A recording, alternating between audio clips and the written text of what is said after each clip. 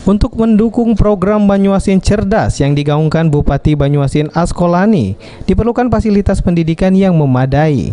Sayangnya fasilitas yang baik masih menjadi mimpi bagi siswa yang berada di desa terpencil, yaitu di SD Negeri 15 Desa Rantau Bayur.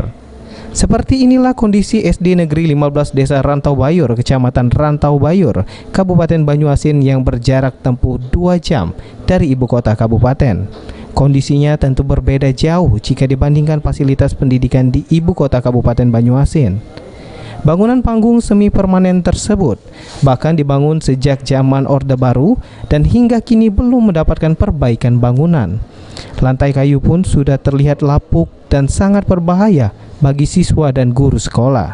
Belum lagi kondisi meja dan kursi siswa nyaris sama dengan kondisi papan bangunan sekolah. Jendela ruangan kelas pun sudah lama hancur. Akibatnya tak jarang barang yang berada di kelas sering raib digondol maling. Meski demikian, sebanyak 83 siswa yang belajar di sekolah tampak tetap semangat menuntut ilmu dari 9 orang guru yang mengajar di sekolah. Menurut Kepala Sekolah Dasar Negeri 15 Desa Rantau Bayur Silawati, setidaknya diperlukan 2 bangunan ruangan belajar dan bantuan buku perpustakaan untuk memenuhi kekosongan buku referensi belajar milik sekolah. Kemudian meja kursi siswa sebanyak 2 lokal ataupun 2 kelas. Kemudian juga bantuan buku perpustakaan, walaupun kami belum ada gedungnya, tapi saya sangat mengharap dengan Dewan Guru beserta staf saya untuk bantuan buku perpustakaan supaya meningkatkan cara belajar siswa, minat belajar siswa, mendukung program Bupati kita Banyuasin Cerdas.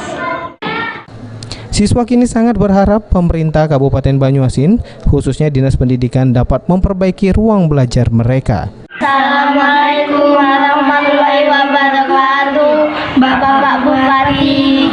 Kami SDN 15 Rantau Bayur berharap kepada Pak Bupati untuk merehab sekolah kami. Kami ingin belajar yang nyaman, karena kalau lagi hujan bocor, kalau ada angin luar, belajar kami tidak nyaman.